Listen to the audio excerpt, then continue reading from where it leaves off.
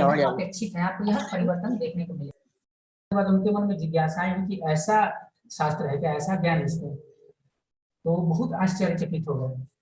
और फिर प्रभुपाद जी ने बहुत सारे ग्रंथ लिखे भगवद गीता पे आधारित, जैसे भागवतम, चैतन्य चरितामृत, और बहुत सारे ग्रंथ, बहुत सारे मंदिर बना दिए सिर्फ 12 साल के अंतराल में। ये सब क्यों हो पाया? क्योंकि जो भगवद गीता है ये सारे वेदों का सार है। सबसे महत्वपूर्ण, अगर सारे वेदों को बोला जाए कि सारे वेद, इसमें सबसे महत्वपूर्ण ग्रंथ कौन सा है, तो भगवद गीता है। शंकराचार्य जी बताते हैं कि सारे वेद जो है गाय के समान है, और भगवद गीता जो है उसकी दुग्ध के समान है। भगवान कृष्ण ग्वाले हैं और अर्जुन जी जो हैं बछड़े हैं। तो भगवान कृष्ण ने अर्जुन जी के लिए भगवद गीता बोली। वास्तव में हम सभी अर्जुन हैं जो अपने संसार में युद्ध में, धर्म युद्ध में लड़ रहे हैं। तो ये भगवद गीता जो है गांधी जी ने पढ़ाई गई, बहुत स्पेशल है। ये ऐसा ग्रंथ है जिसको सब लोगों ने पूरे संसार में पढ़ा है, चाहे महात्मा गांधी जी हो, चाहे अल्बर्ट आइंस्टीन हो, चाहे फोरियो हो, चाहे बड़े बड़े लोग, न्यूटन, बहुत सारे लोग हैं, उनके बहुत सारे कमेंट्स भी हैं भगवद गीता पे, लेकिन वो मैं आज का टॉपिक नहीं है। तो ये हम भगवद गीता क्यों रेफर कर रहे हैं? क्योंकि ये भगवद गीता जो है गुरु परंपरा पे आधारित है, जो कि किसी भी जैसे हमको मालूम है कोई भी चार्जर होता है, अगर उसका प्लग जो है, केबल जो टूटा हो तो चार्ज उससे मोबाइल नहीं कर सकते। वैसे ही गुरु परंपरा अगर टूटी हुई नहीं है तभी उसके आपको ज्ञान मिलेगा। टूटी हुई गुरु परंपरा है, broken chain of discipline succession है, तो उससे आपको सही ज्ञान नहीं मिल सकता, परफेक्ट नॉलेज जो है नहीं मिल सकता, आध्यात्मिक चार्जिंग आपका नहीं हो सकता। तो इसके लिए जो है हम इसी परंपरा में जो है ज्ञान आपको दे रहे हैं, Bhagavad Gita as it is, क्योंकि यह जो है गुरु परंपरा में है। तो लेकिन अगर हम पूछें आपसे कि क्या ये 18 दिनों में आपको क्या बेनिफिट होने वाला, तो मैंने बताया कि आपको भगवद गीता का एक थॉट प्रोसेस समझ में आ जाएगा क्या किस तरीके से चल रहा है, और इसके डीप जो कंसेप्ट है वो हल्का फुल्का आपको थोड़ा जानकारी हो जाएगा। लेकिन ये 18 दिन अपने आप में सफिशियंट नहीं है। ऐसा नहीं कि 18 दिन में आप पूर्ण रूप से आप जान गए भगवद गीता छूने की जरूरत नहीं। 18 दिन सिर्फ एक आपको इंटरेस्ट जगाने के लिए है और एक फ्लो बताने के लिए क्या है भगवद गीता में, ताकि आपकी रुचि बढ़े और आप भगवद गीता को और अच्छे से ध्यानपूर्वक उसको पढ़ने का इच्छा करें। यह सफिशियंट नहीं है। तो फिर हम आगे देखते हैं कि भगवद गीता में अर्जुन जी और भगवान कृष्ण धर्म युद्ध में जाते हैं, और अर्जुन जी जब वहां पे खड़े होते हैं तो भगवान कृष्ण को बोलते हैं कि हमको दोनों सेनाओं के मध्य ले जाइए। यहाँ पे बहुत हंसने वाली बात है कि एक क्षत्रिय जो है दोनों युद्ध में दोनों सेनाओं के बीच में जाता है और वो फिर अपनी बात से मुकर जाता है, बोलता मैं लड़ाई नहीं करूंगा। यह बहुत ही अजीब घटना है कि आपको अगर किसी कंपनी का सीईओ बनाया गया और बाद में जिस दिन एग्जीक्यूशन का समय आया तो उसी समय आपने हाथ खड़े कर दिए, बोले ना भाई हमसे तो नहीं हो पाएगा, हम नहीं लड़ पाएंगे। तो ये समस्या अगर आ जाए तो फिर जबकि जो मालिक है उसका एमडी है, मैनेजिंग डायरेक्टर, वो तो परेशान हो जाएगा। तो भगवान कृष्ण का भी यही स्थिति, और वो धर्म की स्थापना के लिए आए, लेकिन अभी जो जिसको माध्यम बनाना चाहते हैं वही मना कर रहा है। तो उसके लिए जो भगवान कृष्ण ने भगवद गीता का उपदेश दिया। यहाँ पे यह समझने वाली बात है कि भगवान कृष्ण ने अर्जुन को ही क्यों माध्यम बनाया, चाहे अर्जुन जी को ही यह ज्ञान क्यों दिया, ये बहुत महत्वपूर्ण है। क्योंकि अर्जुन जी जो है भगवान कृष्ण के भक्त हैं, भगवान कृष्ण के भक्त हैं और सखा हैं। यह दो कारण से भगवान कृष्ण ने अर्जुन जी को ही चुना या ज्ञान देने के लिए। उन्होंने किसी बहुत बड़े साइंटिस्ट को या ऋषि मुनि को नहीं चुने, क्योंकि सब लोग अपने अपने मन के अनुसार कार्य करते हैं। जो भगवान का भक्त होता है वही भगवान के मन के अनुसार काम करता है, अपने मन के अनुसार नहीं करता। तो इसके लिए भगवान ने अपने भक्त को चुना। वास्तव में भगवत गीता उसी को समझ में आएगी, भगवान यह बात बताएंगे आगे आने वाले दिनों में हम पढ़ेंगे। भगवान बोलते हैं भक्तों सी में सखा चेती, आप मेरे भक्त हो और सखा हो, इसीलिए रहस्यम जी एतत् उत्तम। भगवत गीता एक रहस्य है। भगवान बोल रहे हैं मैं ये रहस्य आपको इसीलिए बता रहा हूँ क्योंकि आप मेरे भक्त हो और सखा हो। तो भक्त का अर्थ है कि वो भगवान के स्वरूप को मानता है। ऐसा नहीं बोलता कि भगवान निराकार है, सब कोई आकार नहीं, उसका हाथ नहीं है, पैर नहीं है, आंख नहीं है, कान नहीं है, लूला लंगड़ा है, ऐसा नहीं है। भक्त है, भगवान को प्रेम करता है, पूजा करता है, और सखा है। सखा यानी ईर्ष्या नहीं करता हमसे। जो ईर्ष्या करता है भगवान से, भगवान का भक्त नहीं, वो भगवत गीता को नहीं जान सकता, इस रहस्य को नहीं समझ सकता है। तो इसको रहस्य क्यों बोला गया है? क्योंकि भगवत गीता तो ओपन किताब है, कोई पढ़ सकता है, लेकिन रहस्य इसलिए बोला गया है कि भगवत गीता को व्यक्ति वही समझ सकता है जिसकी चेतना जो है भक्तिमय हो। अगर चेतना भक्तिमय नहीं है तो सामने किताब खुला रहेगा, लेकिन उसके रहस्य को अंदर घुस के वो जान नहीं पाएगा, इसलिए उसको रहस्य बोला गया है। तो हम देखते हैं कि पहले अध्याय का नाम है अर्जुन विषाद योग, जहाँ पे कि अर्जुन जी मैदान में आते हैं, तो फिर वो दुखी हो जाते हैं, लड़ने से मना कर देते हैं। तो भगवान जो है अब वहाँ पे अपना पहले अध्याय में प्रवचन जो है चालू करते हैं। तो ये कुछ चीजें हैं जो धृतराष्ट्र जी पूछते हैं संजय से कि युद्ध में जाने के बाद क्या किए सारे कौरव और पांडव, माम का पांडवाश्च पूछते हैं, यानी मेरे पुत्र और कुरु के पुत्र पांडवों के पुत्र ने क्या किया। यहाँ पे भेद बुद्धि है धृतराष्ट्र जी में, वो अपने को अलग कर रहे हैं पांडवों से। हालांकि देखा जाए तो एक ही परिवार है, लेकिन इस यही तो बोलते हैं मैं और मेरा। संस्कृत गांव की भाषा में तू मैं करते हैं, इसी में पूरा संसार जो है फंसा हुआ लड़ रहा है। धृतराष्ट्र जी की भी यही बुद्धि है, वो कभी भी पांडवों को अपना नहीं माने। हालांकि पांडव जो युधिष्ठिर महाराज हों चाहे अर्जुन जी हों, ये लोग कभी भेद बुद्धि नहीं किए, ये लोग अपना एक ही परिवार मानते थे। युधिष्ठिर महाराज हमेशा भीम को समझाते थे कि हम लोग भले आपस में 5 भाई हैं, लेकिन सम्मान समाज के लिए हम लोग 105 है, कभी कुछ होगा तो हम 105 लोग एक साथ हैं, हम कभी अलग नहीं। तो हमेशा हम देखते हैं युधिष्ठिर महाराज और धृतराष्ट्र में यही अंतर था। युधिष्ठिर महाराज हम वाले भावना में थे और धृतराष्ट्र जी जो थे तो मैं मेरे वाले भावना में थे, तो ये अंतर था। तो ये भगवत गीता जो है 18 अध्याय हैं, इसमें से 6 अध्याय शुरू में, 6 अध्याय आखिरी में और 6 अध्याय बीच में है। यह इस तरीके से डिजाइन किया गया है कि अगर एक बॉक्स हो जिसमें हीरे जवाहरात भरे हुए हैं, तो ऊपर का जो लीड है वो आखिरी के 6 अध्याय जिसको ज्ञान योग बोला जाता है, नीचे का जो डब्बा होता है उसको कर्म योग बोला गया, शुरू के 6 अध्याय, और बीच का जो मुख्य चीज है जिसमें सारा ज्वेलरी है, डायमंड है, फॉल्स है, वो आपके भक्ति योग है। तो शुरू का जो 6 अध्याय है अर्जुन विषाद योग से लेके 6वां अध्याय ध्यान योग तक, इसमें पूरा कर्म के बारे में प्रायोरिटी दी गई है। हालांकि और भी बहुत सारी चीज बताई गई है, जैसे सांख्य दर्शन है, अन्य चीजें भी बताई गई हैं, लेकिन मुख्य रूप से कर्म के ऊपर ध्यान केंद्रित किया गया है।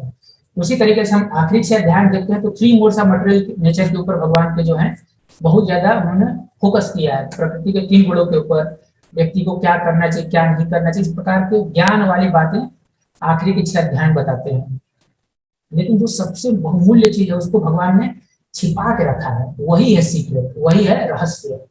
तो इस रहस्य को वही व्यक्ति जान सकता है जिसकी चेतना विकसित हो, भगवान कृष्ण को भगवान के रूप में स्वीकार किया वही जान सकता है। एक बार प्रभुपाद जी गीता समिति की बैठक में गए थे, तो वहां पे केवल एक लैंप जल रहा था। तो प्रभुपाद जी बोले कि यहाँ पे एक लैंप है, केवल भगवान कृष्ण का फोटो नहीं है। तो मायावादी लोग भगवान कृष्ण को भगवान नहीं मानते। तो प्रभुपाद जी बोले जैसे बिजनेसमैन लोग की मीटिंग होती है तो वहाँ पे कुछ बिजनेसमैन, बड़े बड़े बिजनेसमैन लोग का फोटो रहता है। अगर पॉलिटिकल मीटिंग हो तो बड़े बड़े पॉलिटिशियन जैसे गांधी जी आदि लोग का कुछ न कुछ जो है फोटो रहता है। तो वैसे अगर भगवत गीता आप कर रहे हैं तो भगवान कृष्ण का, अर्जुन जी का तो फोटो रहना ही चाहिए, लेकिन यहाँ पे हम देखते हैं कि नहीं है। तो प्रभुपाद जी ने इसको फिर बहुत खंडित किया, तो बोले कि भगवत गीता है यानी भगवान कृष्ण का अवश्य फोटो जो है रहना चाहिए। तो हम देखते हैं कि समाज में लोग भगवान को नहीं मानते और भगवत गीता जानना चाहते हैं, यानी जो स्पीकर है उसको नहीं मानते लेकिन जो ज्ञान उसका फायदा लेना चाहते हैं। सो ये गलत भावना है, ये आसुरी और भक्त के रूप में यही अंतर है। दुर्योधन और अर्जुन की यही मानसिकता है। अर्जुन जी और दुर्योधन दोनों भगवान कृष्ण के पास गए थे भगवान का हेल्प लेने के लिए। तो अर्जुन जी जो उनके पैर के पास बैठे, दुर्योधन उनके सर के पास बैठे, और भगवान आंख खोले तो पहले अर्जुन को दिखे। बोले अर्जुन तुमको क्या चाहिए? दुर्योधन विरोध किए कि हम पहले आए थे। भगवान ने बोले देखो 2 कारण है, पहला तो ये आपसे छोटा है, दूसरा ये पहले इसको मैं देखा तो पहले इसको मांगने का अधिकार है। तो दुर्योधन बोले ठीक है, लेकिन उनके मन में एक ऐसी भावना आ गई दुर्योधन जी के कि कहीं अर्जुन जो है नारायणी सेना न मांग ले, क्योंकि भगवान कृष्ण तो लड़ने वाले नहीं, तो ये बिना युद्ध हथियार के किस काम के। तो यही विचारों में अंतर होता है। भौतिकतावादी व्यक्ति जो होता है हमेशा मटेरियल एस्पेक्ट देखता है कि इसमें मुझे क्या मिलने वाला है, और इस चक्कर में भगवान को भूल जाते हैं। भगवान अपने आप में बहुत शक्तिशाली है, लेकिन अर्जुन जी भक्त आदमी है। उनकी मानसिकता भौतिक ऐश्वर्यों पर टिकी नहीं है कि मुझे नारायणी सेना चाहिए, मुझे धन चाहिए, मुझे पोस्ट चाहिए, मुझे नेम फेम चाहिए, इस पर नहीं आकर्षित है। उनका मन का है कि मुझे भगवान चाहिए, अगर भगवान मिल गए तो फिर सब है। तो अगर हम ऐसा देखते हैं, यही अंतर है। पहले ध्यान यही हम देखेंगे कि किस प्रकार से दुर्योधन जी जाते हैं और द्रोणाचार्य जी के पास जाकर कहते हैं कि देखिए द्रोणाचार्य जी, आपके शिष्य द्रुपद ने कितनी अच्छी सेना को सजाया है।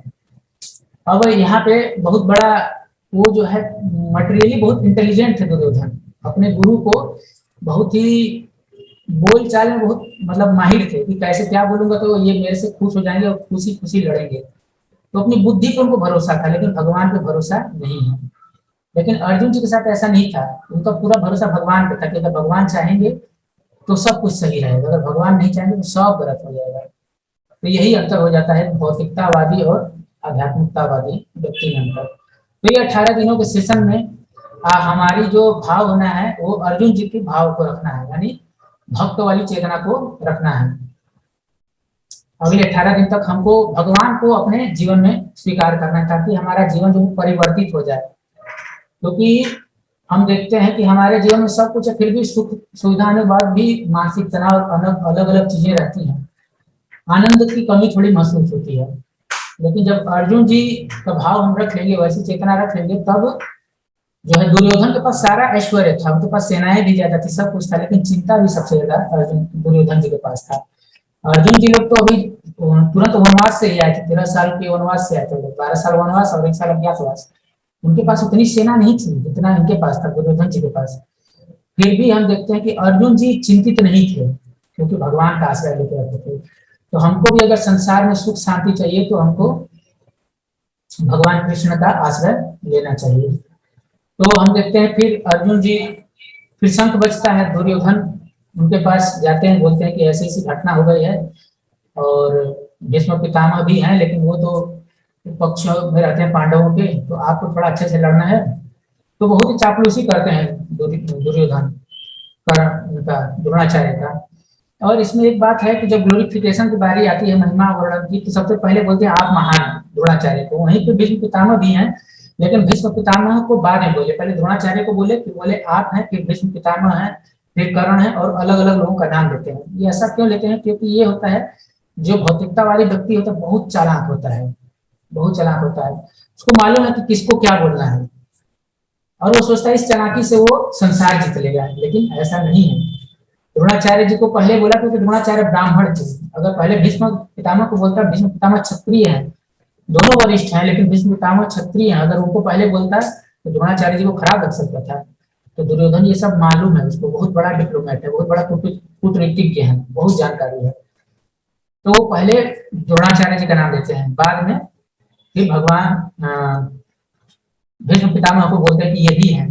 और फिर बोलते हैं कि भीष्म पितामह और भीम के द्वारा दोनों सेनाएं जो है अभिरक्षित है। हमारी सेना भीष्म पितामह के द्वारा, और पांडवों की सेना जो है भीम के द्वारा जो है अभिरक्षित है। लेकिन वो बोलते हैं कि ये अपर्याप्त है, हमारी जो सेना है अपर्याप्त है। अपर्याप्त का 2 अर्थ होता है।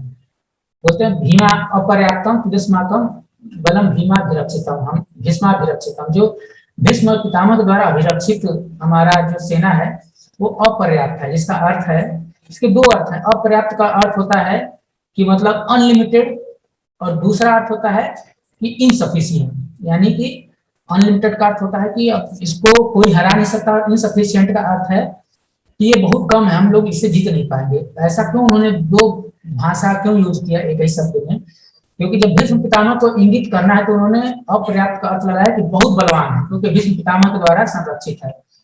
लेकिन द्रोणाचार्य को बोल रहे हैं दूसरी भाषा में कि उनके द्वारा भले अभिरक्षित है, लेकिन उनका मन जो है पांडवों की ओर रहता है, तो आपको बहुत शक्ति लगा के लड़ना पड़ेगा। इस बार आप ढिलाई मत कीजिएगा, अर्जुन के प्रेम में मत फंस जाइएगा। आपके रहने से ही शक्ति हम लोग जीत पाएंगे। तो अपर्याप्त है, यानी कि कमजोर है, इनसफिशिएंट, हम जीत नहीं पाएंगे। तो हम देखते हैं दुर्योधन कितने कूटनीतिज्ञ थे, शुरू से लेके अंत तक जब से पैदा हुए तब से उनका पांडवों से द्वेष था और अपने पिताजी से षड्यंत्र करके इन लोग को कैसे ही मारने का प्रयास था। सोचा उन्होंने कि भीम को जहर पिला के मार देंगे और जहर से नहीं मरे तो लाक्षगृह में ले जाके उस घर में जला देंगे। और ये लोग फिर भी बच गए तो एक खांडव वन दे दिया, जिसको भगवान ने इंद्रप्रस्थ बना दिया, खांडव प्रस्थ को। तो हर प्रकार से ईर्ष्या द्वेष करते थे, लेकिन भगवान की भक्ति कभी नहीं की दुर्योधन। सारा ऐश्वर्य था, सब था। हालांकि हम देखते हैं अगर युधिष्ठिर महाराज को भी सारा साम्राज्य दे दिया जाता तो ऐसा नहीं था कि भगवान कृष्ण की बात नहीं मानते युधिष्ठिर महाराज, या युधिष्ठिर महाराज इतने बेकार थे कि वो आधा राज्य नहीं देते दुर्योधन को। स्वाभाविक रूप से दुर्योधन को आधा राज्य अर्जुन युधिष्ठिर महाराज दे देते, लेकिन ईर्ष्या द्वेष ऐसा होता है व्यक्ति को कि वो क्या है वो नहीं देखता, उसके पास क्या नहीं वो देखता है और दुखी रहता है और ईर्ष्या करता है। भगवान ने क्या दिया इसको उसका ध्यान नहीं रहता है। यही है ईर्ष्यालु और भौतिकतावादी व्यक्ति का उदाहरण, और इसके उदाहरण को प्रस्तुत कर रहे हैं दुर्योधन जी। फिर हम आगे देखते हैं कि शंख बजता है, तो यहाँ पे शंख जब बजता है तो सबसे पहले अर्जुन जी का भगवान कृष्ण का ऐसा वर्णन आता है कि दिव्य शंख बजा है, ऐसा बोलते हैं दिव्य शंख बज रहा है। दिव्य शंख क्यों बोला गया है? क्योंकि जब दिव्य का अर्थ से संजय जी क्लियर कर रहे हैं धृतराष्ट्र जी को कि इन लोग की विजय जो है पक्की है। तो बाकी लोग का शंख बजाया तो केवल उन्होंने यही बोला कि उन्होंने शंख बजाया, इन्होंने शंख बजाया, लेकिन जब भगवान कृष्ण ने शंख बजाया तो उसको बोला दिव्य। यह संजय जी की मानसिकता उन्होंने एकदम क्लियर कर बता दिया। और आखिरी अध्याय के आखिरी श्लोक में, यानी भगवद गीता का सबसे आखिरी श्लोक में भी यही बात वो बोलते हैं, यत्र योगेश्वरः कृष्णः यत्र पार्थो धनुर्धरः तत्र श्री विजरो भूतिर ध्रुवा नीतिर मतिर्मम। जहाँ पे भगवान श्री कृष्ण है, सारे योगियों के ईश्वर योगेश्वर, यत्र योगेश्वर कृष्ण यत्र पार्थो धनुर्धर, जहाँ पार्थ हैं अर्जुन जी हैं, तत्र श्री विजयो भूति, वहां पर पक्की बात है कि श्री होगा। श्री माने सारा प्रकार का ऐश्वर्य, श्री विजय होगा यानी सक्सेस होगा, भूति माने जितनी भी सुविधाएं होती हैं, विभूतियां होती हैं, वो सारे शक्तियां रहेंगी। और नीति, नीति माने कि मोरालिटी, ये चारों चीजें अपने आप रहेंगी। एक बार प्रभुपाद जी से एक व्यक्ति भगवद गीता के बारे में जानकारी लेने आया, बोले प्रभुपाद जी हम भगवद गीता अच्छा है लेकिन घर नहीं ले जा सकते। प्रभुपाद जी बोले ऐसा क्यों? तो उन्होंने बताया कि ये भगवद गीता रखने से घर में लड़ाई हो जाता है, हमने ऐसा सुना है, क्योंकि दुर्योधन और पांडवों में लड़ाई हो गया था भगवद गीता आने से। तो प्रभुपाद जी बोले यही वाला श्लोक बताया उन्होंने कि तत्र श्री विजयो भूति, कि श्री मिल जाता है, विजय मिल जाता है, भूति मिलता है और नीति मिलता है। चार चीजें केवल भगवान कृष्ण और अर्जुन जी के पास आ जाती है। तो प्रभुपाद जी से बहुत, जब प्रभुपाद जी ने ये बात बताई तो व्यक्ति बहुत प्रसन्न हुआ, तुरंत भगवद गीता कॉपी अपने पास रख लिया, बोला मैं लिखूंगा। तो यहाँ पे हम देखते हैं कि विजय जो है पक्की है अर्जुन जी की, क्योंकि यहाँ पे उनके दिव्य शंख का वर्णन किया गया, दिव्य। और दुर्योधन जो है सारे सेनापतियों का जब वर्णन कर रहे थे, भीष्म पितामह है, भीम है, अर्जुन है। भीम का नाम क्यों लेते? क्योंकि भीम बहुत बलवान थे। उन्होंने संकल्प लिया था कि दुर्योधन तुम्हारे जंघा को मैं तोड़ूंगा, जिसको तुमने द्रौपदी को बैठने के लिए बोला है, उस जंघा को तोड़ दूंगा। अश्वत्थामा को बोले तुमने उसके बाल को छूने की कैसे हिम्मत की पवित्र स्त्री की, तुम्हारी छाती को फाड़ के मैं तुम्हारा खून पीऊंगा। तो ऐसे ऐसे संकल्प लिए थे। और उस दिन उन्होंने संकल्प लिया था कि मैं 100 के 100 कौरवों को अकेले मैं मारूंगा, कोई दूसरा नहीं मारेगा, स्वयं मैं मारूंगा। और बहुत दहाड़े थे। ये सब देख के दुर्योधन डरे हुए थे भीम से। और अर्जुन तो थे ही इन लोगों में सबसे सर्वश्रेष्ठ सेनापति। तो इस प्रकार से जो है भीम, अर्जुन का नाम लेते हैं दुर्योधन, लेकिन बहुत सारे लेते हैं, बहुत सारे सैनिकों का, अतिरथियों का, महारथियों का, लेकिन भगवान कृष्ण का नाम नहीं लेते। ये होता है मटेरियल कैलकुलेशन। दुर्योधन जी को मालूम भगवान कृष्ण लड़ने वाले नहीं हैं आज के युद्ध में, ये जो महाभारत होने वाले इसमें लड़ने वाले नहीं है, तो ये किसी काम के नहीं है, क्योंकि इनके पास कोई शक्ति नहीं है, कोई सामर्थ्य नहीं है। भौतिकतावादी व्यक्ति ऐसे ही मिलता है। तो सोचता है भक्तों के पास कुछ नहीं, गरीब लोग हैं, केवल हरे कृष्णा करते रहते हैं, कीर्तन करके नाचते रहते हैं। मेरे पास गाड़ी है, बंगला है, ऐश्वर्य है, नेम फेम है, पोस्ट पोजीशन है, सरकार में हूँ, ये है वो है। इनके पास क्या है? केवल भगवान हरे कृष्णा। ये होता है भौतिकतावादी व्यक्ति का कैलकुलेशन। तो दुर्योधन इसी भौतिकतावादी मानसिकता का व्यक्ति था, लेकिन अर्जुन जी परम भक्त थे। वो देख रहे हैं, भगवान कृष्ण ने पूछा कि अरे अर्जुन मैंने तुमको मौका दिया कि तुम पहले मांगोगे, तुम नारायण से ना मांगोगे, तुमने ये मुझे कैसे चुन लिया? तो अर्जुन जी ने बोला, भगवान मुझे पक्का विश्वास है, आप जहाँ रहेंगे वहीं पे विजय होगी। जहाँ पे माधव है, माधव का अर्थ होता है लक्ष्मी के प्रति, जहाँ माधव है, लक्ष्मी को सौभाग्य की देवी भी बोला जाता है। तो जहाँ माधव वहाँ सौभाग्य की देवी अपने आप है, सारा सौभाग्य अपने आप है। जहाँ भक्ति है, जहाँ भक्त है, वहाँ साक्षात भगवान है, वहाँ किसी चीज की कमी नहीं रह जाती। तो यह बड़ा ही विचार में परिवर्तन है भौतिकतावादी और आध्यात्मिक व्यक्ति के। भौतिकतावादी हर चीज में कैलकुलेट करेगा, मेरे को कितना सैलरी चाहिए, इतना बड़ा गाड़ी हो, ये हो, हर चीज में बिजी रहता है, लेकिन इस कैलकुलेशन में भगवान को भूल जाता है। दुर्योधन भूल गया, सबको गिनाता है, मेरे पास ये महारथी है, ये महारथी है, कर्ण है, फलाने हैं, ढिकाने हैं, लेकिन अपोजिट में भी भीम है, अर्जुन है, बहुत बलवान बलवान, लेकिन कृष्ण का नाम ही नहीं लिया। बोला तो ड्राइवर बन के आया, ये क्या करेगा? लेकिन उनको मालूम नहीं, यही सारा काम करने वाला है, कृष्ण ही सारा काम करने वाला है, महाभारत भी इसी ने रचाया है, सबको मारेगा भी यही, क्योंकि ये आया ही धर्म की स्थापना करने के लिए। अर्जुन जी को बात मालूम थी, लेकिन समस्या तो तब हो गई जब अर्जुन जी आए और मैदान में आके लड़ने से मना कर दिए। तो क्यों क्यों लड़ने से मना कर दिए, ये 5 कारण आज हम आपको बताएंगे। 5 कारण में एक कारण है कि उनके हृदय में जो है करुणा आ गया। तो भक्त का स्वाभाविक हृदय जो होता है कोमल होता है, तो करुणा आ जाता है हृदय में। तो भगवत गीता के पहले अध्याय के 28 नंबर से लेकर 30 नंबर के श्लोक में आप इस चीज को देखते हैं।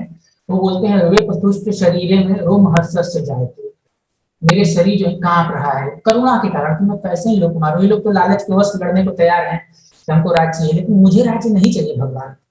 मैं क्यों लड़ूं, केवल थोड़े से धन के लिए मैं क्यों इन लोग को मारूं, मुझे नहीं चाहिए। तो कंपैशन आ गया उनके अंदर। भगवान इस बात को काटेंगे बाद में। ये कंपैशन जो है, ये करुणा जो है, करुणा होना चाहिए, लेकिन किस प्रकार से, ज्ञान में स्थित करुणा होना चाहिए, अज्ञानता पे स्थित नहीं। तो अर्जुन जी का जो करुणा है, करुणा अच्छा गुण है, लेकिन अज्ञानता पे आधारित होने के कारण ये अभी गलत है। तो ये पहला कारण उन्होंने बताया कि मैं क्यों नहीं लड़ूंगा। तो बोले कि मैं अपने लोगों को नहीं मार सकता। दूसरा बोलते हैं क्यों नहीं मार सकते, तो बोलते हैं अगर मार दूंगा तो हम देखते हैं समाज में लोग कब इंजॉय करते हैं, जब घर में ज्यादा लोग हों, चाचा हो, मामा मामी, सब लोग आते हैं, शादी ब्याह का मौसम, तो लोग बहुत खुश रहते हैं, इंजॉय करते हैं, क्योंकि लोग चाहिए इंजॉयमेंट के लिए, केवल सामग्री से नहीं होता, लोग भी चाहिए। तो अर्जुन जी का कहना है कि सबको मैं मार ही दूंगा तो आनंद किसके साथ करूंगा, मैं किसके साथ एंजॉय करूंगा। अब मैंगो जूस भी बनाऊंगा तो 4 लोग बैठ के पियेंगे तभी ना मजा आएगा। लेकिन सब लोग मर जाएंगे यहाँ पे, तो मैं क्या पीऊंगा। तो ये उनका दूसरा कंसेप्ट था, ये भी पहले ध्यान बताया गया है। और फिर बोलते हैं कि अगर मैं सबको मारूंगा तो बड़ा पाप लगेगा। क्यों पाप लगेगा, क्योंकि सारे बड़े लोग हैं, पूजनीय हैं, भीष्म पितामह हमको पाल पोस के बड़ा किए हैं, और द्रोणाचार्य जी हमको सिखाए हैं, ये मामा सपनी हम लोग को प्रेम करते थे, मतलब ऐसा भाव रख रहे हैं। मेरे साला लोग हैं, इन लोग को भी मारना पड़ेगा, ससुर हमको भी मारना पड़ेगा। सारे सगे संबंधी, पूरा ब्रह्मांड आके लड़ रहा था, देवी देवता भी लड़ रहे थे और सब लोगों से। तो महाभारत के भौतिक धरातल पर नहीं हो रहा था, ऊपर के आकाश में भी लड़ाई हो रही थी। तो आप जब फोटो देखते हैं, जिसको ने बना है फोटो, तो बहुत जबरदस्त हर स्तर पे दिखाया जाता है। और फिर अगला वो कारण बताते हैं कि क्यों नहीं मैं लड़ूंगा। तो बोलते हैं कि अगर मैं इन लोग को मार दूंगा तो सारी स्त्रियां जो हैं विधवाएं हो जाएंगी, और जब स्त्रियां विधवा हो जाती हैं, नई स्त्रियां, तो फिर लोग जो है उनका शोषण करते हैं। अगर कोई स्त्री जो है अपने पति के द्वारा सुरक्षित न हो, तो उसका व्यक्ति जो है समाज में शोषण करता है, और उससे जो बच्चे उत्पन्न होते हैं वो वर्ण संकर होते हैं, यानी समाज में आतंकवादी बने। आज हम देखते हैं कि कुछ एक पर्टिकुलर समाज जो है वो आतंकवादी पैदा करने में लगा हुआ है। क्यों ऐसा होता है, क्योंकि उनका कोई वही नहीं है, तौर तरीका नहीं है कि किसके साथ वो, मतलब एक संबंध का, मर्यादा का पालन ही नहीं करते वो लोग, या एक संस्कार के साथ भगवान का भक्त पैदा हो, इसका कुछ भावना नहीं रहता है। तो इसके कारण वो बोलते हैं कि डिस्ट्रक्शन हो जाएगा सोसाइटी का, ट्रेडिशन का। हमारे जो है बच्चे लोग असुर टाइप पैदा होंगे तो बोलेंगे हम मानते ही नहीं भगवान को, पिंडदान हम मानते ही नहीं, जलदान हम मानते ही नहीं। तो जो हमारे पितृलोक है, उन लोग का भी पतन हो जाएगा। पितृलोक के जस्ट नीचे नरक लोक है हमारे से दक्षिण दिशा में, उत्तर भारत के दक्षिण दिशा में, तो लोग डायरेक्ट पितृलोक से गिरना चालू में नरक में जाएंगे। तो इसका भी कारण मेरे को ही माना जाएगा, तो मेरे को बड़ा पाप लगेगा, फैमिली भी नष्ट कर दूंगा मैं मेरे कारण, और पाप भी इसका मुझे बहुत लगेगा। कहा जाता है नरक में जो व्यक्ति जाता है वो अपने पाप के कारण जाता है, और तो और अगर वो अपने कार्यों को सही से नहीं करता है तो जो उसके पितर लोग नरक जाते हैं तो उसके कारण हो जाता है। दूसरे लोग नरक गए तो उसका भी प्रभाव इस पे पड़ता है, इंडक्शन इफेक्ट, इसको भी नरक जाना पड़ता है। और फिर जो पांचवा कारण दूसरे अध्याय में बताते हैं कि मैं डिसाइड नहीं कर पा रहा हूँ कि इन लोगों को मारना सही है, इन लोग के द्वारा मारे जाना। तो इन 5 कारणों से जो है अर्जुन जी युद्ध करने से मना कर देते हैं। तो ये 5 ही कारण हैं जो कि यहाँ पे मुख्य रूप से है। तो हम देखते हैं कि सार रूप में आज हमने क्या क्या सीखे हैं कि सबसे पहले युद्ध की तैयारी, तो उसमें फिर से मैं बता देता हूँ। धृतराष्ट्र जी ने संजय से पूछा है कि माम का पांडवश्च वो किम अपूर्वत संजय, युद्ध मैदान में जाकर उन्होंने क्या किया। अगर देखा जाए ध्यानपूर्वक तो बड़ा मूर्खता वाला प्रश्न है। अभी आप लोग मान लीजिए खाना खाने बैठे, क्लास के बाद आप लोग अपने घर पे खाने बैठे और कोई पूछे आप लोग प्लेट लेके बैठे थे उसमें आलू का पराठा था, उसके बाद क्या हुआ, अरे क्या हुआ, खा गए, क्या होगा। तो वैसे युद्ध में कोई गया तो क्या करने जाएगा, युद्ध ही करने जाएगा ना, कि वहां जाकर कबड्डी खेलेगा। तो ये पूछने का कारण क्या है, क्योंकि ये सबसे पहले बोलते हैं धर्म क्षेत्र कुरुक्षेत्र, क्योंकि कुरुक्षेत्र जो है धर्म क्षेत्र है। तो उसका ऐसा प्रभाव, वहां पे देवता लोग भी आके यज्ञ करते हैं, तपस्या करते हैं, पिंड क्रियाएं होती हैं, और बड़े बड़े ऋषि मुनि भी वहां पे तपस्या किए हैं। बहुत महान शास्त्रों में, वेदों में बार बार कुरुक्षेत्र का नाम आता है। तो ये धर्म क्षेत्र है। तो वो जानते हैं कि यहाँ का प्रभाव बहुत खतरनाक है। अगर पांडव लोग को यह स्वाभाविक है फेवर करेगा ये क्षेत्र, क्योंकि वो लोग भी धार्मिक है और ये जगह भी जो है धर्म स्थली है, तो स्वाभाविक उनको फेवर करेगा, उनके पक्ष में डिसीजन हो सकता है। दूसरा उनके मन में भय था धृतराष्ट्र जी के, हमारे बेटे लोग तो बदमाश लोग हैं, लेकिन वो लोग भी कहीं उनका भी मन न बदल जाए। तो लोग बोले छोड़ो छोड़ो लोग, भाई भाई कौरव पांडव भाई भाई, चलो घर चलते अभी खुशी खुशी रहेंगे। तो उनकी मानसिकता न बदल जाएगा, ऐसा होगा तो मेरा पोस्ट चला जाएगा। तो धृतराष्ट्र के मन में यही था कि बेटे मरे तो मरे, मेरा पोस्ट नहीं जाना चाहिए। तो इसके लिए भी उनके मन में बड़ा भय था कि कहीं मानसिकता तो चेंज नहीं हो गया, लोग पार्टी में आपस में लड़ाई करने गए, अपना पिकनिक को नहीं मना रहे उधर। तो एक मन में उनके भय ये भी था। तीसरा भय था कि अगर ये फेवर करेगा धर्म तो स्वाभाविक पांडव लोग जीत जाएंगे, मेरे बेटे लोग मारे जाएंगे, तो मेरा पोस्ट चला जाएगा। ये तीसरा भय था उनके मन में। कुल मिला के सारा भय उनको अपने पोस्ट को बचा के रखने में था। जैसे भारत पाकिस्तान का मैच होता है तो इसका बड़ा असर होता है कि भारत में मैच हो रहा है कि पाकिस्तान में, जो होम ग्राउंड होता है उसका बड़ा असर होता है। तो इसी बात को जो है वो यहाँ पे प्रकट कर रहे हैं धृतराष्ट्र जी कि ये होम ग्राउंड में मैच हो रहा है, पांडवों का होम ग्राउंड है, क्योंकि वो भी धार्मिक है और ये जगह भी धार्मिक है। तो दूसरा पॉइंट इसमें है समरी में कि साइंस ऑफ विक्ट्री जो हमने देखा कि 14वें नंबर से 20 नंबर के श्लोक में साइंस ऑफ विक्ट्री है कि पांडव लोग क्यों जीतेंगे। तो मैंने बताया कि माधव साक्षात वहां पे हैं, और जब माधव हैं तो वहां पे सौभाग्य की देवी रहेंगी। और उनके जय पताका पे, विजय पताका जो ध्वजा है अर्जुन जी के रथ पे, उस पे हनुमान जी है। तो हनुमान जी युद्ध के दौरान जो दहाड़ना होता है, तो उन्होंने भीम को वचन दिया था कि मैं दहाड़ूंगा, तुम लोग जब भी तुम दहाड़ोगे मुंह खोलोगे तो मैं दहाड़ूंगा। मेरा दहाड़ सुन के लोग कांप जाए, सबका छाती जो फट जाएगा। तो उसके लिए हनुमान जी वहां पे विराजमान है। वो लड़ नहीं रहे थे हनुमान जी, लेकिन वो इतना जोर से दहाड़ रहे थे कि भीम की दहाड़ लग रहा है, भीम दहाड़ रहे हैं। भीम जब मुंह खोलते थे दहाड़ने के लिए तो हनुमान जी दहाड़ते थे, तो सब लोग डर जाते थे उनका क्रोध देख के। ये बहुत बड़ा जो है एक लक्षण है, इसमें पता चलता है कि इनकी जीत जो है पक्की है, क्योंकि ये हनुमान जी राम जी के लिए भी लड़े थे तो राम जी जीते थे। तो ऐसी बात हो गई कि जब पिछली बार भी 2020 गया तो यूएस इलेक्शन में खेले थे तो इंडिया जीत गई थी उसी ग्राउंड पे। आज भी उसी ग्राउंड को खेलने को रहते, एक प्रेशर रहता भाई आज की लड़ी वही बड़ा छक्का चौका पिछली बार मारा था, फिर मारेगा, तो एक भय रहता। तो हनुमान जी का इसीलिए बताया गया है। और भगवान कृष्ण तो है ही माधव। और फिर हम आगे देखते हैं भगवान कृष्ण जो है भक्त वत्सल के रूप में है, 21 से 27 नंबर के श्लोक में भक्त वत्सल के रूप में यहाँ पे मौजूद है। यानी भगवान साक्षात श्री भगवान है, सबके वो आदि हैं। लेकिन अर्जुन जी का ड्राइवर बन गए हैं। अर्जुन जी अपने पैर से राइट पैर से उनके राइट शोल्डर पे मारते थे तो वो रथ को उनको राइट साइड ले जाना है, और लेफ्ट पैर से लेफ्ट शोल्डर पे मारते थे तो उनको लेफ्ट ले जाए, क्योंकि उसमें स्टीयरिंग तो था नहीं कि बोलेगा लेफ्ट राइट, बोलने का भी समय नहीं, इतना स्पीड में सर से अगर पसीना गिर रहा है तो उसको पसीना कोई पूछने का समय, इतना फास्ट लड़ाई होता था। एक योद्धा जो है, एक महारथी जो होता है 10,000 रथियों से लड़ सकता है, 10,000। इतना फास्ट महाभारत में वर्णन आता है कि अर्जुन जी का केवल लेफ्ट हैंड दिख रहा था जिससे अपने धनुष को डायरेक्शन दे रहे थे, और बाकी राइट साइड से केवल तीर को निकाल रहे थे अपने तीर की उससे, और इस पे रखते थे और छोड़ते थे। इतना स्पीड में होता कि उनका राइट हैंड दिख नहीं रहा था, केवल लेफ्ट हैंड दिख रहा था। इतना स्पीड में कार्य करना पड़ रहा, तो बोलने का समय नहीं, केवल पैर से ठप, लेफ्ट मारे तो भगवान लेफ्ट घूमे, राइट मारे तो राइट घूमे, लेफ्ट मारे तो लेफ्ट, और सीधे भागना है तो सर पर भी कभी कभी मार रहे थे और स्पीड में भगाओ। तो हम देखते हैं भगवान कृष्ण ये सब सह रहे हैं, तो ये भगवान भक्त वत्सल। और फिर अगला पॉइंट हम देखते हैं कि पहले अध्याय पर पहला पॉइंट था कि कैसे युद्ध का दृश्य हमने देखा। दूसरा पॉइंट हमने देखा कि कैसे ये लोग विजयी होंगे, इसका सिंबल क्या है। तीसरा हमने भक्त वत्सल देखा। और चौथा हमने देखा कि क्या क्या कारण है अर्जुन जी के न लड़ने का। तो वो कारण चर्चा हमने की है। तो पहला कारण मैं फिर से बता देता हूँ कि कंपैशन, करुणा उनके हृदय में आ गया, तो लड़ने से मना कर दिए।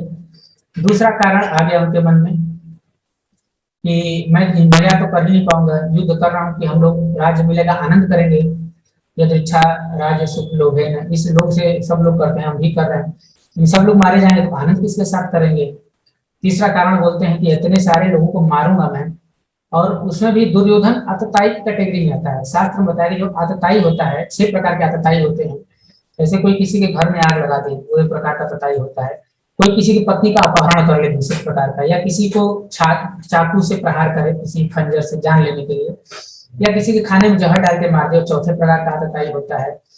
कोई किसी का धन लूट ले, 5वें प्रकार का आतताई होता है। तो इस प्रकार से हम देखते हैं कि 6 प्रकार का आतताई, तो दुर्योधन 6 के 6 काम किया था। तो मारने में तो उसको पूरा अधिकार था अर्जुन जी को, लेकिन अर्जुन जी बोल रहे हैं कि नहीं, धर्मों में बताया गया, धर्म शास्त्र में, कि अपना भाई कितना भी पापी हो, कितना भी निकम्मा, उसको मारना नहीं चाहिए। तो मैं अपने भाइयों को नहीं मार सकता। तो बोलते हैं पाप लगेगा इस सबको करने का, इसके लिए पाप बोलते हैं। और फिर अगला कारण बताते हैं कि हमारी जो परंपरा है वो नष्ट हो जाएगी, यानी जो पिंडोदक क्रिया है वो खत्म हो जाएगी, स्त्रियां जो है प्रदूषित हो जाएंगी। तो हमारे जो आने वाली संतान होगी एकदम 3rd क्लास होगी, तो सब माँ बाप का सम्मान नहीं करेगा, शास्त्र नहीं पढ़ेगा, भगवान का नाम जप नहीं करेगा। तो ऐसा 3rd क्लास आतंकवादी लोग पैदा करने का क्या फायदा है, पूरा परंपरा नष्ट हो जाएगा। फिर 5वां कारण जो आज हमने चर्चा नहीं किया हुआ, इन डिसीजन, वो कल दूसरे अध्याय में आएगा। तो इस प्रकार से हम पहले दिन के सेशन को समाप्त करते हैं। आप लोग का अगर कोई प्रश्न हो या कुछ जिज्ञासा हो तो अवश्य पूछें, इसलिए कुछ प्रश्न हो तो।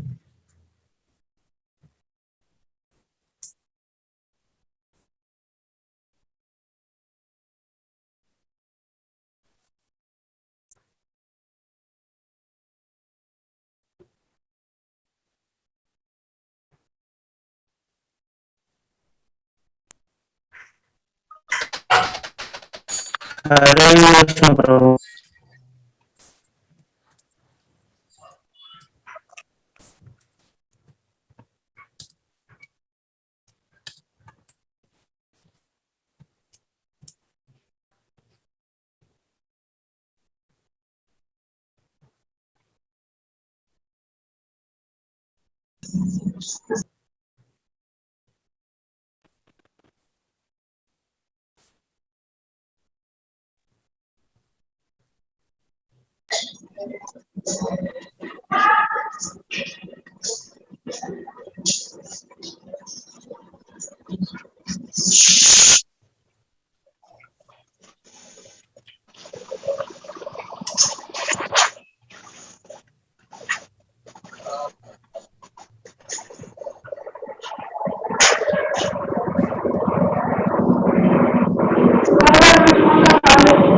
हरे कृष्ण।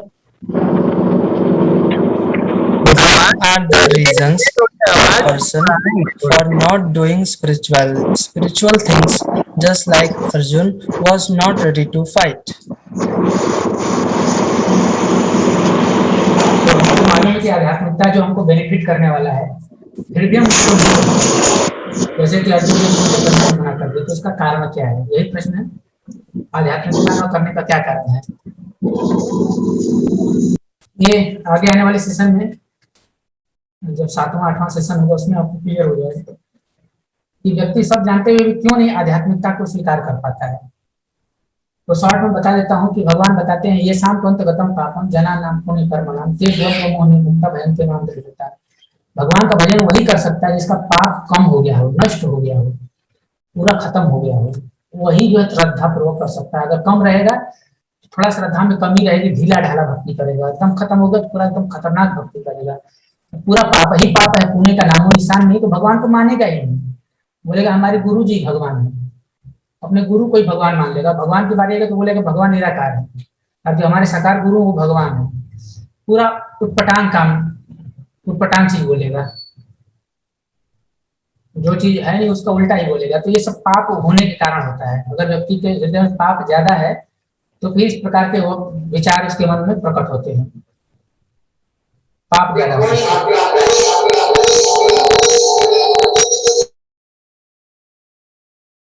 तो व्यक्ति को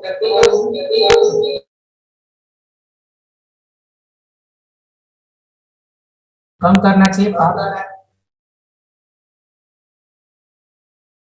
और भगवान के नाम का जप करना है, हरे कृष्णा कृष्ण कृष्ण हरे हरे, हरे राम राम राम हरे हरे। जब ये दो चीज हम करते हैं, 4 नियम का पालन और 16 माला, या भगवान कुछ देर नाम जप करते हैं, 16 माला तो शुरू में कोई नहीं कर पाएगा, तो धीरे धीरे पाप कम होता है, श्रद्धा धीरे धीरे बढ़ती है, और फिर व्यक्ति जो है नैष्ठिक भजन क्रिया चालू करता है। शुरू में नहीं हो पाता है क्योंकि पाप ज्यादा रहता है। 4 पाप के स्तंभ क्या है? तो धर्म के 4 स्तंभ होते हैं, तपस्या, दया, तो तपस्या नष्ट होता है सत्यता और पवित्रता, तो दया नष्ट होता है मांसाहार करने से, हृदय में जो दया है वो नष्ट हो जाता है, और सत्यता नष्ट हो जाता है अगर व्यक्ति जो है गैम्बलिंग वगैरह में लग जाए, गैम्बलिंग यानी जुआ वगैरह खेलना, इसमें लग जाता है। तपस्या नष्ट हो जाता है अगर व्यक्ति मदिरा पान चाय कॉफी ये सब पीने खाने लगता है, क्योंकि तब शरीर में तपस्या करने की शक्ति नहीं रह जाती। और पवित्रता नष्ट हो जाता है व्यक्ति का, जैसे शादी विवाह किया है उसके परे भी अगर किसी के साथ रहता है तो दूसरे स्त्री या दूसरे पुरुष के साथ, तो इससे उसकी पवित्रता नष्ट हो जाती है। तो ये 4 स्तंभ होते हैं धर्म के, ये चारों स्तंभ को 4 तरीके से तोड़ा जा सकता है, जैसा कि मैंने बताया। तो व्यक्ति जब इनसे बचता है तब जो है वो वास्तव में पाप से मुक्त होता है, और पुण्य करने के लिए भगवान का नाम जप, तो जो पापों से मुक्त हो जाए और पुण्य कार्य में लग जाए, या 2 कार्य जब करता है तो भगवान की भक्ति जो है निष्ठा पूर्वक कर सकता है। Next question.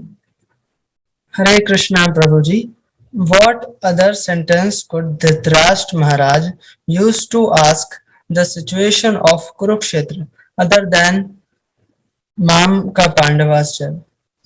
तो धृतराष्ट्र जी ने और क्या क्या बातें बोली भगवत गीता में, यह प्रश्न है। तो हम देखते हैं क्या बोल सकते हैं?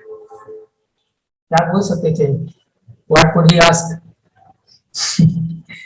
तो स्पेकुलेशन तो मैं नहीं करूंगा, स्पेकुलेशन भी गैम्बलिंग के अंदर आता है, जिससे कि व्यक्ति का सत्यता नष्ट होता है। तो हमारे शास्त्रों में यानी भगवत गीता में तो केवल एक श्लोक धृतराष्ट्र जी बोले हैं कि मामका पांडवाश्चैव किम अकुर्वत संजय, धर्म क्षेत्र कुरुक्षेत्र समवेता युत्सव। वास्तव में जो पहला श्लोक है इस पे आचार्यों ने बहुत सारी टीकाएं लिखी हैं, जैसे श्रीधराचार्य जी ने भी इस पे बहुत भारी टीका लिखा है।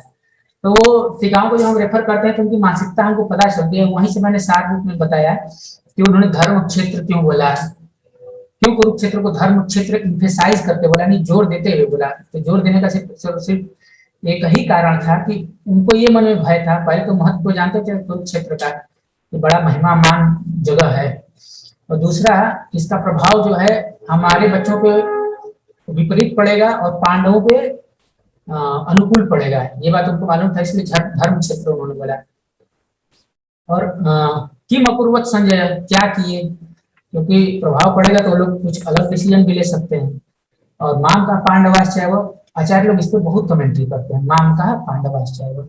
वास्तव में दोनों कुरु ही हैं, दोनों ही कुरुवंशी हैं, चाहे पांडव हो चाहे 100 भाई धृतराष्ट्र के हो पुत्र, सब के सब 105 के 105 कौरव हैं। लेकिन यहाँ पे धृतराष्ट्र जी ने, उनकी मानसिकता पता चल रही कि उत्तराधिकार से हटा दिया है लोग ऑलरेडी, उनके मन में ऑलरेडी है ये जो पांडव लोग हैं ये वंशज नहीं कुरु के, मेरे बेटे ही वंशज है और यही लोग राजा बनने चाहिए।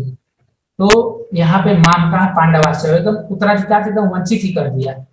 यहाँ से उनकी मानसिकता पता चलती है, जो कि भौतिकतावादी है। जो भौतिकतावादी व्यक्ति होता है वो इसी प्रकार का कैलकुलेशन करता है, ये मेरा है, ये दूसरे का है, मेरा बेनिफिट हो, उसका नुकसान हो जाए, इस प्रकार का बेनिफिट मानसिकता होता है।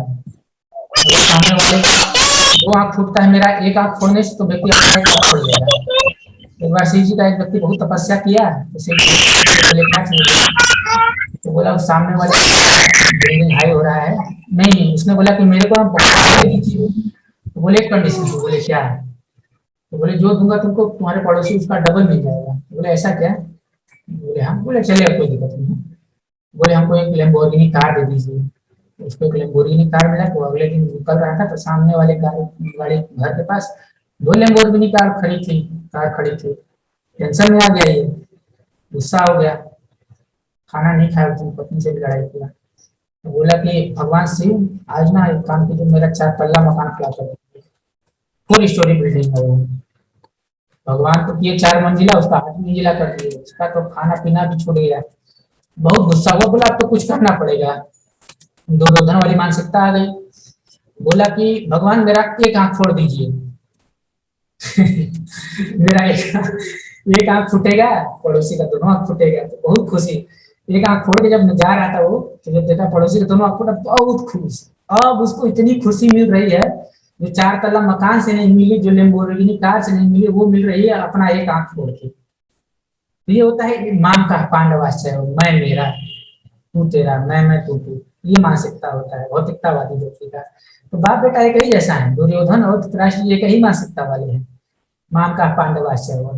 अब पांडव को मारने के लिए भले मेरे 100 बेटे एकदम चले जाए, हरि बोल हो जाए इनका, लेकिन चले जाए, ये 5 नहीं रहने चाहिए, मेरे को ही सिंहासन चाहिए, ये मानसिकता है।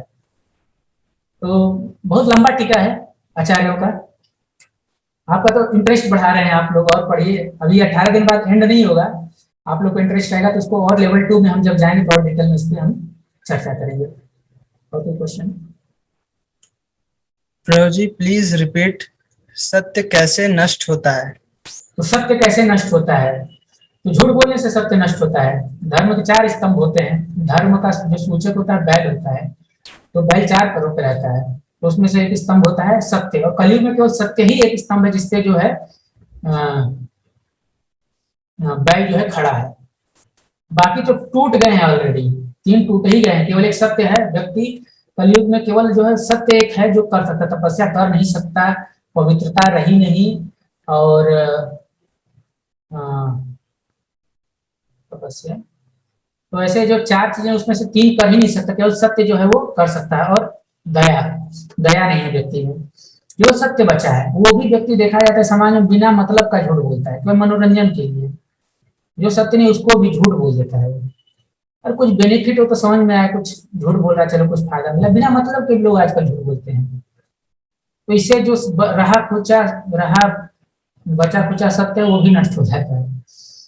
तो सत्य नष्ट करने का एक तरीका है झूठ बोला जाए। तो झूठ बोलने में व्यक्ति गैम्बलिंग जो होता है वो झूठ का एक होता है। गैम्बलिंग करने में, जुआ आदि खेलने में व्यक्ति बहुत झूठ बोलता है, चाहे ताश हो, चाहे सट्टेबाजी होती है क्रिकेट में, या शेयर मार्केट में जिसमें पैसा डूबने का चांस रहता है या उठने का, कब उठ जाए या पूरा पैसा डूब जाए, जो गैम्बलिंग होता है ना, ये सबसे सत्य जो है नष्ट होता है।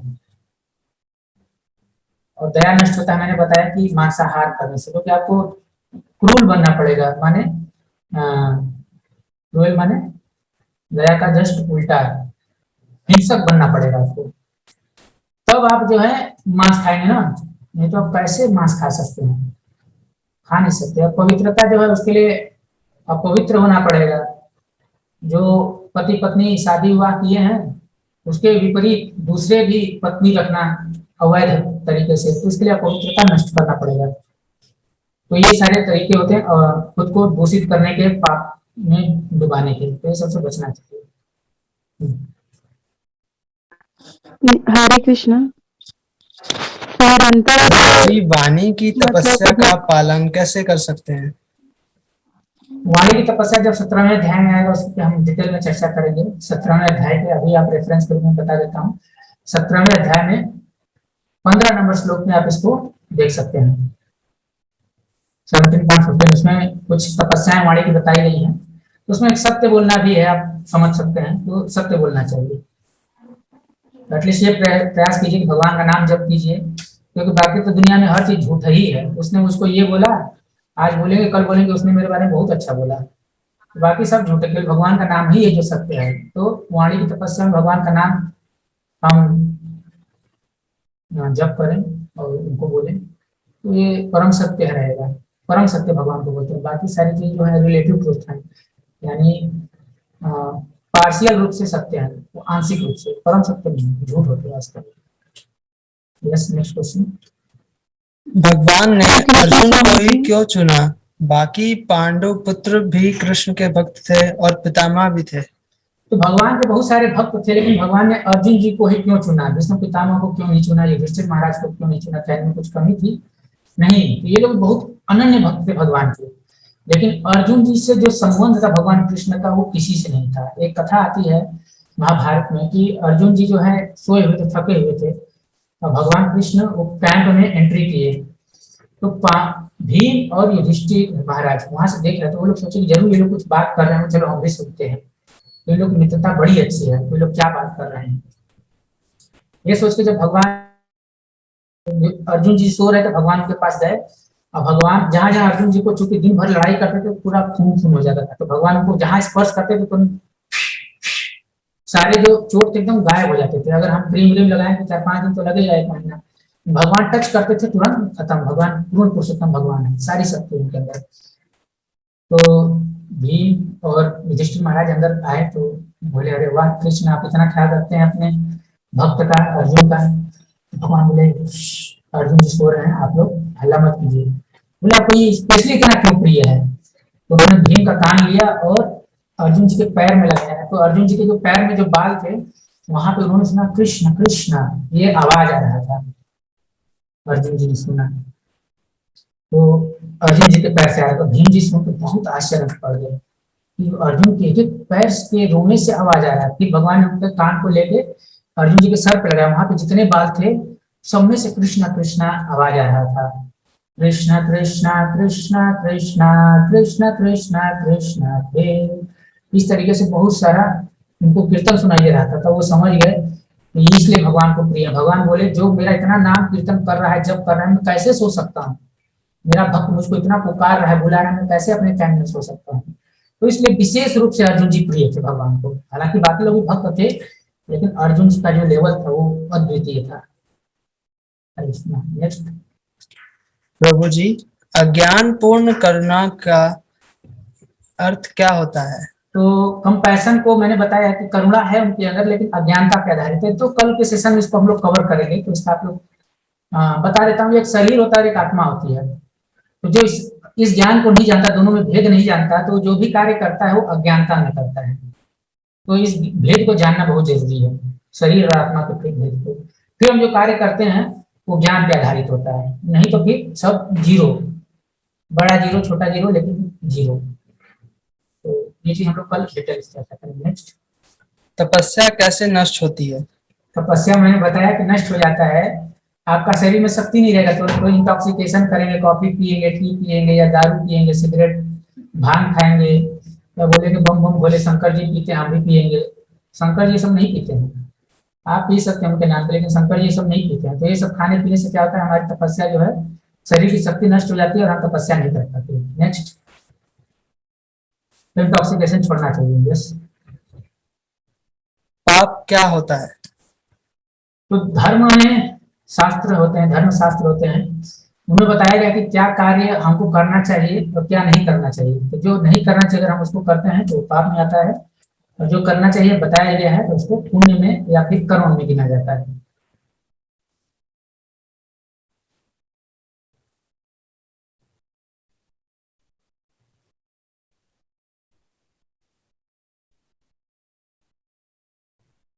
Okay, so we stop here.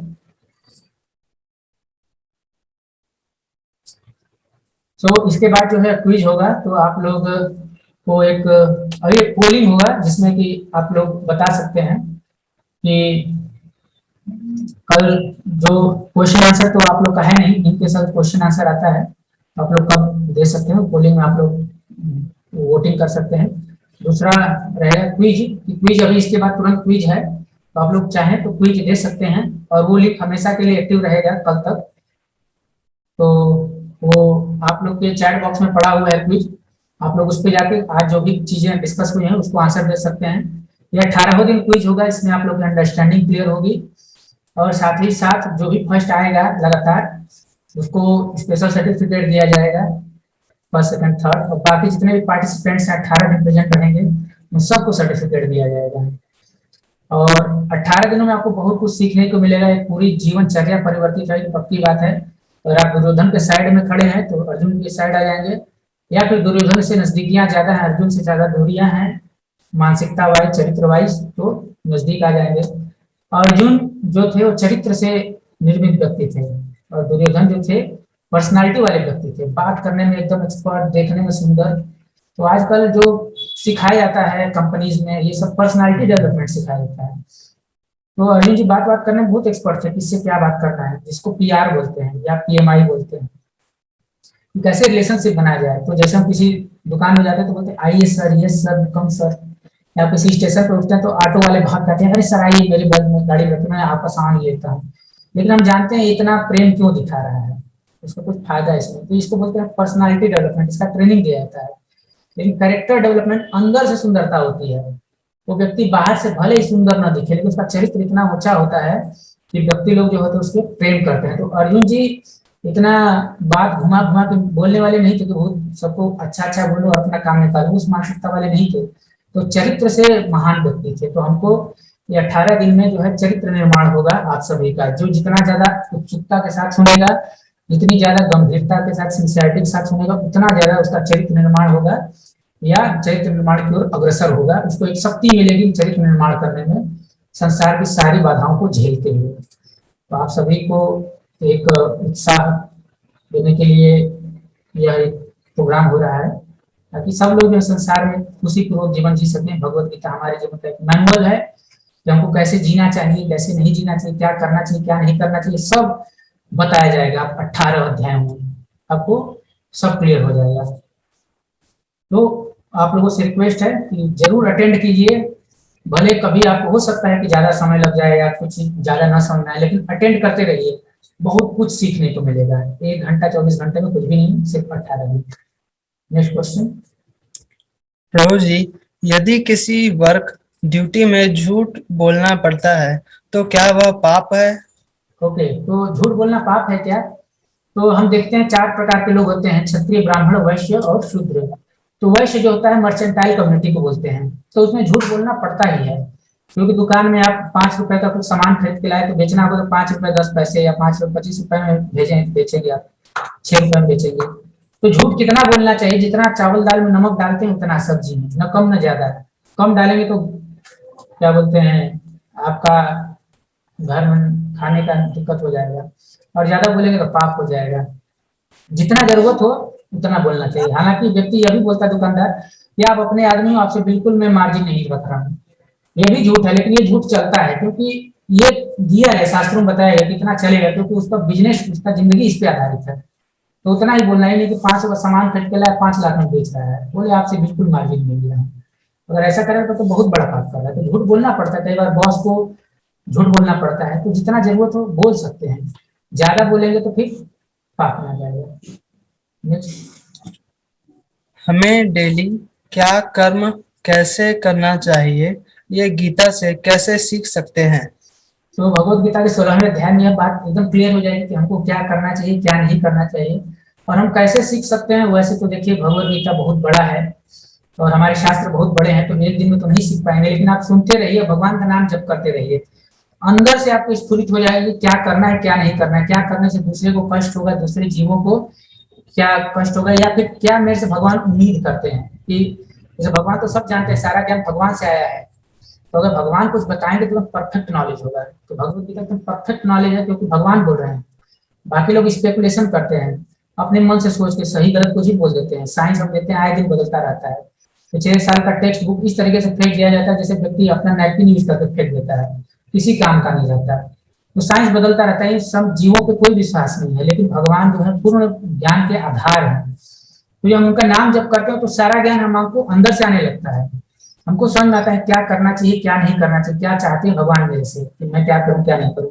आप नाम जप कीजिए और भगवत गीता पढ़िए और सुनिए। अगर आपके पास भगवत गीता नहीं है तो आपको जिन्होंने भी मैसेज भेजा है आज के क्लास के लिए, सेशन के लिए, उनको आप बोल सकते हैं व्हाट्सएप कॉल जैसे भी, तो आपको भेज देंगे। Thank you. तो आप लोग का बहुत बहुत धन्यवाद, आप लोगों ने बहुत धैर्यपूर्वक सुना। हरे कृष्ण। कल इसी टाइम मिलेंगे हम लोग 7:30 टाइम पे, आप लोग ज्वाइन कीजिएगा। आज पहला दिन था, अगर कुछ चीजें टेक्निकल टीम से अगर कुछ चीजें ऊपर नीचे मेरे बोलने में, स्लाइड के देखने में, ये पहला दिन था तो आप लोग इसको जरूर इग्नोर करेंगे ऐसा उम्मीद है। आगे आने वाले समय और ये इम्प्रूव होगा और अच्छा होगा। धन्यवाद।